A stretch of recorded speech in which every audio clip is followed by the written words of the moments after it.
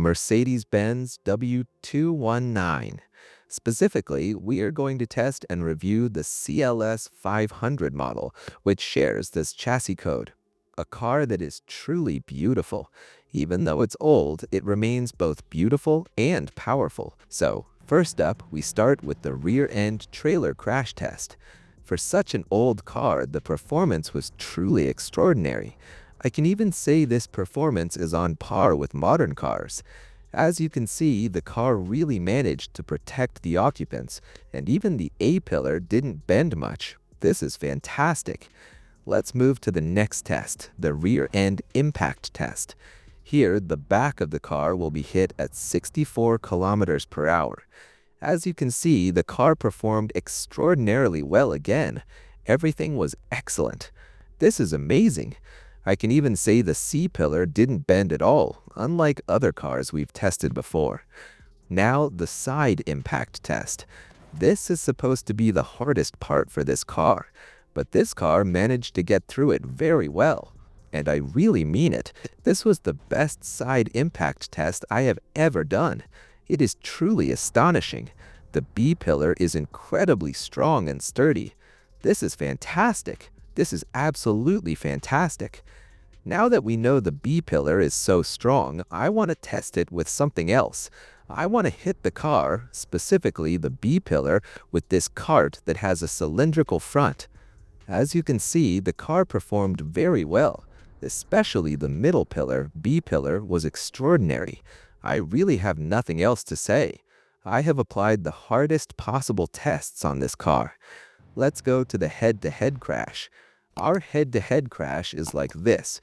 Two identical cars with different colors collide at 64 kilometers per hour. Extraordinary.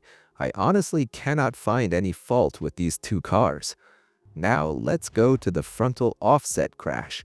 But here, 50% doesn't mean much anymore, because I'm doing it much harder, 30% offset. When the percentage gets lower, the difficulty of the test increases significantly. As you can see, the occupants were well protected and no problems occurred for them. Let's go to the 100% full frontal crash. Honestly, this is not hard for the car at all. Not at all. It's very, very easy. It passes this part very comfortably and can earn an extraordinary score in the crash test section. Now to the tough part of the story, the pillar strength and rollover test. This is where the true safety strength of this car is analyzed. First, we put the car in the crusher to test the pillar strength, and we start the test. Immense pressure is applied to the car to see its maximum tolerance. Actually, its maximum capacity is 41,050 newtons.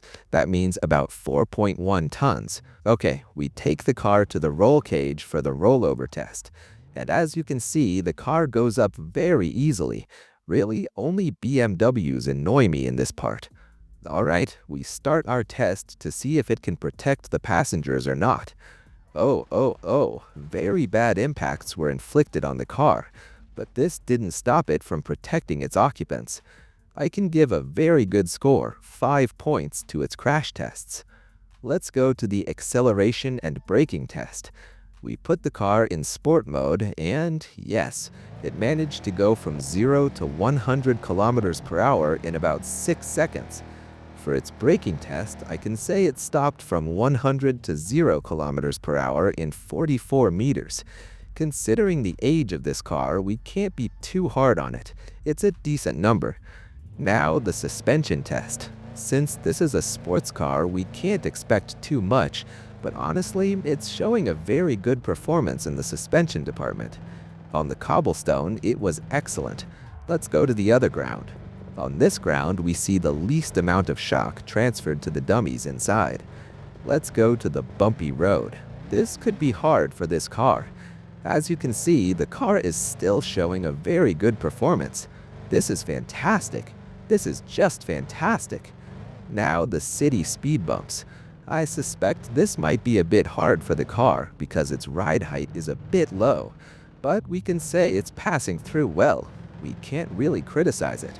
In my opinion, it has no specific problem, and its front bumper isn't getting damaged either. Finally, the handling test.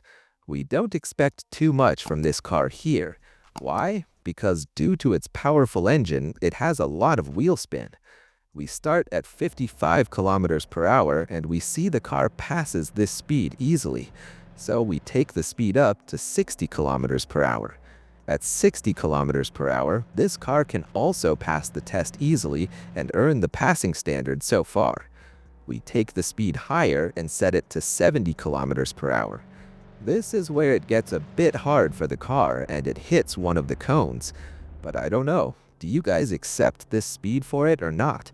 Because at 70 kilometers per hour, this car cannot pass the test. So, you guys tell me in the comments, should we accept 65 kilometers per hour for this car in the Moose test or not? Until the next video, goodbye for now.